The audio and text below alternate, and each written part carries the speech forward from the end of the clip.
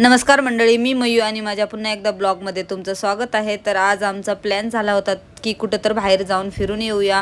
मग विचार केला कुठं जायचं. असा पण माझा मागे बड्डे होता 20 तारखेला, आम्ही कुठंच गेलो नाही. घरीच केक कापलो आणि छोटंसं सेलिब्रेशन केलो. आणि त्यातल्या त्यात एवढ्या पाऊस चालू आहे, पावसामध्ये कुठे बाहेर जाता पण येत नाही. मग नवऱ्यानं विचार केला की कुठं तरी इथंच तुला जवळ नेऊन आणतो. मग पिलूला आजीपाशी त्याच्या सोडलं आणि कुठं तर जाऊन यावं म्हणलं. मग इथंच कुठं तर जवळ जावं म्हणून निघाले. तयार ते झाले मस्त आणि गाडी काढली. हे चला म्हणले इथंच कुठं तर जाऊन यावं. मग गेलो होतो अजितदादा पवार यांच्या गार्डनला. तुम्हाला तर सगळ्यांना माहीतच असेल, पुण्यामध्ये राहणाऱ्याला सगळ्यांना माहीतच आहे अजितदादा पवार यांचं गार्डन कुठं आहे ते. मग तिथंच गेलो होतो आम्ही. तिथं पोहोचलो आणि पोहोचताच मला दिसले ते बुड्डीचे बाल. ते बघलंच की मला पिलूची आठवण आली. ते असताना ते घ्यायच लावला असता. मग बघताच वाटलं की खरंच बाबा त्याला आणायचं होतं, पण जाताना एवढा पाऊस पडला होता ना, त्याला आणलं असतं तर एवढा भिजला असता. ते मलाच एवढं त्रास होत होता, कान ते डोकं ते एवढं दुखू लागलं मला. ते कसं डिलिव्हरीनं मला जास्त पाऊस आभाळ आलं ना, खूप त्रास होते. पण अचानकच मी तिथं पोहोचले आणि तिथं पाऊस यायला सुरू झालं. खरंच माझं नशीब कसं म्हणायचं बरं. हे गार्डन बघून मला असं वाटत होतं की खरंच माणूस जातो पण त्याच्या छान छान आठवण्या केलेल्या ना तसंच राहतात. काही चांगली माणसं असतात, त्याच्या आठवण्या कायम अशा मनामध्ये राहून जातात. तर तिथं आलं ना, सगळ्यांना असं विचार येत असेल की खरंच गड्या असा चांगला होता ते माणूस. खरंच ते गार्डन बघून मला तर वाटलं की खरंच खूप छान होतं ते आणि गार्डन खूप भारी होतं.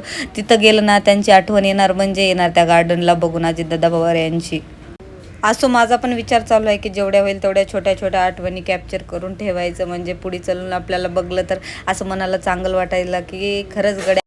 आणि हे सगळं स्पेस दिसतोय ना इथं, फोटो व्हिडिओ शूट करायला एवढं भारी वाटते ना. जागा हे खूप भारी आहे आणि पुढे पण असं छान छान शूट करायला आले होते लोक. मला काय एवढं व्हिडिओ काढता आलं नाही, म्हणजे पाऊसच एकदम सुरू झाला होता. मग काळजेपर्यंत तर बघा ना, मी असं पुढे गेले आणि एकदम असा जोरात पाऊस सुरू झाला ना, मग त्याच्यामध्ये मला काही सुचत नव्हतं.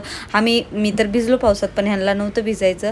मग ते जाऊन तिकडं थांबले. मग मला म्हणले तू पण नको भिजू, अजून नको भिजू म्हणत होते, पण मला काय ऐकू वाटलं नाही. मी असे छोटे छोटे क्लिप काढलेले आहेत भिजलेले, मी ते टाकणार, शॉर्ट व्हिडिओमध्ये टाकणार आहे, बघून घ्या नंतर तुम्ही. आणि हे नवऱ्याला एवढं लाजतं ना बाबा, सांगूच नको, नको व्हिडिओमध्ये नको. पण मी जबरदस्ती मी ऐकणार आहे का, मी घेणार म्हणजे घेणार. तुम्ही काही बोला बाबा, मी तर घेणार व्हिडिओमध्ये, म्हणून मी घेतलेच. आणि पाऊस येत होता म्हणून मी थोडंच घेतलेलं आहे शूट. अर्धच बघितलं मी, सगळं अर्धच बघलेलं आहे. नेक्स्ट बार गेले ना मी पूर्ण शूट करून पूर्ण तुम्हाला दाखवायचा प्रयत्न करल. आणि तुम्हाला खरंच व्हिडिओ जर आवडत असताल तर लाईक शेअर करा, मी असं म्हणत. आणि आता परत येईल ना, तनुषला घेऊन येणार, ते पण झोके ते बघून खूप एन्जॉय करणार. आणि तर असा होता आजचा दिवस. सगळं काही फिरलो आणि परत घराकडे निघालो. बाय बाय, भेटू नेक्स्ट व्हिडिओमध्ये.